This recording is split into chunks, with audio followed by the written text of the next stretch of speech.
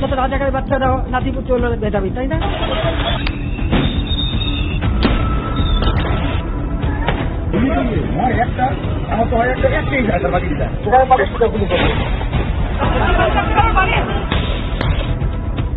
আমাদের রাজপথে থাকতে আমরা রাজপথে থাকবো। আমরা সিদ্ধান্ত আসতেছে ততক্ষণ পর্যন্ত শিক্ষার্থীরা তাদের আন্দোলন কন্টিনিউ করবে।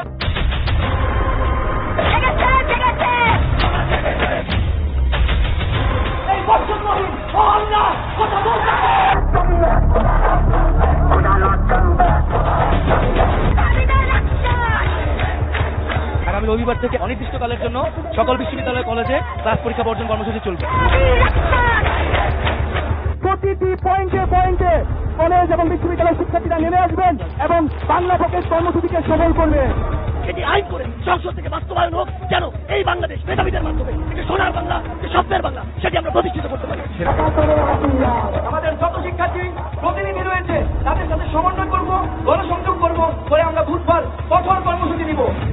বক্তব্য দাবিতে সকাল সন্ধ্যা সারা দেশে ব্লকেট কর্মসূচি পালিত হবে। শিক্ষার্থীরা বাংলা ব্লকেট কর্মসূচি অব্যাহত রাখবে। এই যে পরিপত্রের যে বৈধ অবৈধ যে খেলা, এই খেলা কিন্তু শেষ হচ্ছে না। আমরা চাই যে স্থায়ী সমাধান, জরুরি অধিবেশন ডেকে সংসদে এই আইন পাস করতে হবে। তারা করবো আমরা রাজপথে থাকবো। আমাদের যে সংগ্রামী বোনেরা ছিল তাদেরকে হামলা করা হয়েছে, অনেকে আহত হয়ে টাইগার বাস মোড়ে পড়ে আছে। আগামীকাল বিকাল 4টায় সারা দেশের সকল ক্যাম্পাসে বিক্ষোভ মিছিল ও সমাবেশ অনুষ্ঠিত হবে।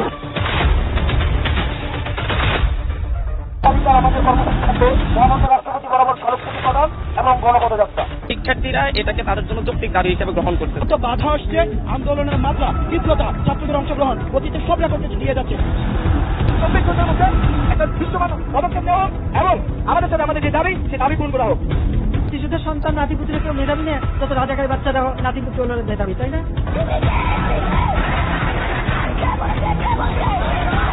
ছাত্রলীগ তার জবাব তারই। আজকের যে হামলা এবং প্রধানমন্ত্রী বক্তব্যের প্রত্যাহার এবং আমাদের যে এক দফা দাবি প্রকাশ হচ্ছে, তার দাবিতে আগামীকাল বিকাল 3টায় সারা দেশের সকল ক্যাম্পাসে বিক্ষোভ মিছিল এবং সমাবেশ অনুষ্ঠিত হবে।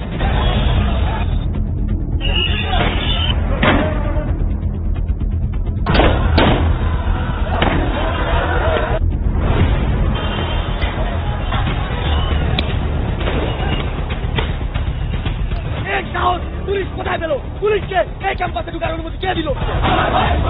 জানাজার পর আমরা চলে যাচ্ছি না, তাহলে আমাদের উপরে কেন অ্যাটাক করা হইল? আন্দোলনের সঙ্গে শিক্ষার্থীরা সরাসরি জড়িত।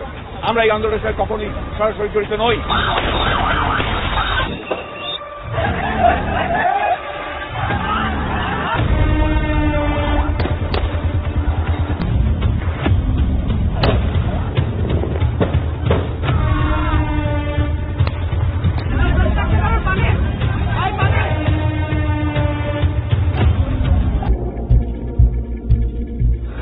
রক্ত মারিয়ে এসে আমরা কোনো সংলাপ করতে পারি না।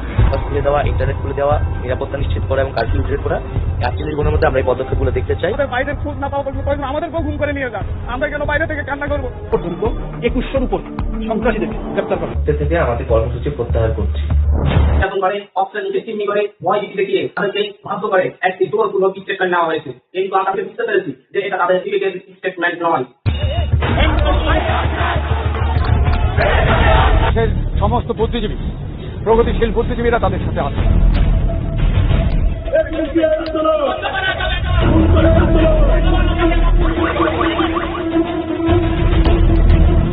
তুলে নিয়ে যাচ্ছে, এটা কোন ধরনের কাজ? আমার কানে এখনো বাজে যে কারো পানি লাগবে।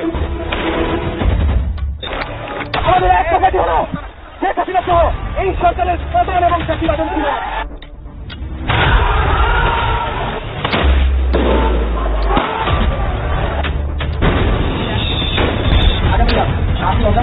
সারা দেশের মুক্তিকামী জনতাকে ঢাকার উদ্দেশ্যে রওনা হওয়ার জন্য আমরা আহ্বান জানাচ্ছি।